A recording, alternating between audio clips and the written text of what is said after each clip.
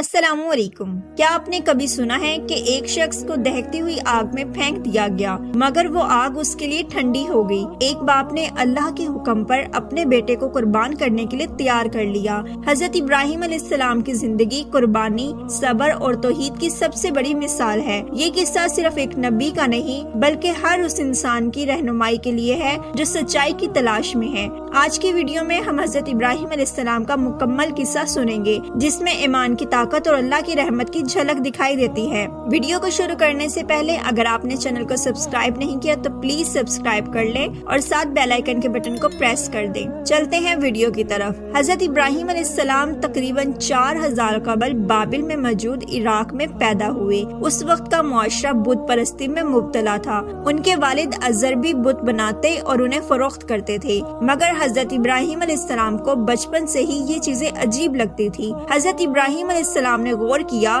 کہ یہ بت نہ تو بول سکتے ہیں، نہ سن سکتے ہیں، نہ کسی کو نقصان پہنچا سکتے ہیں، نہ فائدہ پہنچا سکتے ہیں، پھر یہ معبود کیسے ہو سکتے ہیں؟ انہوں نے سوچا کہ شاید چمکتا ہوا سورج، چاند اور ستارے خدا ہوں، مگر جب یہ ڈوب گئے تو انہوں نے سمجھا کہ ان کا خالق کوئی اور ہے جو سب سے بڑا اور سب سے طاقتور ہے۔ یہی وہ لمحہ تھا جب حضرت ابراہیم علیہ السلام نے سچے خدا یعنی اللہ کی وحدانیت کو پہچانا۔ حضرت ابراہیم علیہ السلام نے اپنی قوم کو سمجھانے کی کوشش کی کہ یہ بت کسی کو فائدہ نہیں پہنچا سکتے، مگر لوگ ان کی بات کو ماننے کو تیار نہ تھے۔ ایک دن جب سب لوگ ایک تہوار منانے چلے گئے تو حضرت ابراہیم علیہ السلام بت خانے میں داخل ہوئے اور وہاں موجود تمام بتوں کو توڑ دیا سوائے سب سے بڑے بت کے۔ انہوں نے اس کے گلے میں کلہاڑا لٹکا دیا۔ جب لوگ واپس آئے تو حیران رہ گئے۔ جب نمرود نے پوچھا کہ یہ کس نے کیا ہے تو حضرت ابراہیم علیہ السلام نے کہا یہ سب سے بڑے بت نے کیا ہوگا، اگر یہ بول سکتا ہے تو اس سے پوچھ لو۔ یہ جواب سن کر سب لاجواب ہو گئے، مگر ضد میں آ کر نمرود نے انہیں سخت سزا دینے کا فیصلہ کیا۔ نمرود نے حکم دیا کہ حضرت ابراہیم علیہ السلام کو جلا کر راکھ کر دیا جائے۔ ایک بہت بڑی آگ جلائی گئی جس کی تپش اتنی شدید تھی کہ پرندے بھی اس کے قریب جانے سے جل کر گر جاتے تھے۔ حضرت ابراہیم علیہ السلام کو اس آگ میں پھینکا گیا، مگر جیسے ہی وہ آگ میں گرے اللہ تعالیٰ نے حکم دیا اے آگ ابراہیم کے لیے ٹھنڈی اور سلامتی والی ہو جا۔ اس کا ذکر سورہ انبیاء میں بھی آیا ہے۔ یہ ایک بہت بڑا معجزہ تھا۔ آگ نے حضرت ابراہیم علیہ السلام کو کوئی نقصان نہیں پہنچایا بلکہ وہ آرام سے اس میں بیٹھے رہے۔ یہ دیکھ کر نمرود اور اس کی قوم حیران رہ گئی، مگر پھر بھی وہ ایمان نہ لائے۔ نمرود ایک مغرور بادشاہ تھا اور خود کو خدا سمجھتا تھا۔ اس نے حضرت ابراہیم علیہ السلام سے کہا تمہارا رب کیا کرتا ہے؟ حضرت ابراہیم علیہ السلام نے فرمایا میرا رب زندگی دیتا ہے، میرا رب موت دیتا ہے۔ نمرود نے کہا میں بھی زندگی اور موت دیتا ہوں۔ اس نے ایک قیدی کو رہا کر دیا اور دوسرے کو قتل کر دیا۔ حضرت ابراہیم علیہ السلام نے جواب دیا میرا رب سورج کو مشرق سے نکالتا ہے، اگر تو سچا ہے تو اسے مغرب سے نکال کر دکھا۔ یہ سن کر نمرود لاجواب ہو گیا، مگر پھر بھی ایمان نہ لایا۔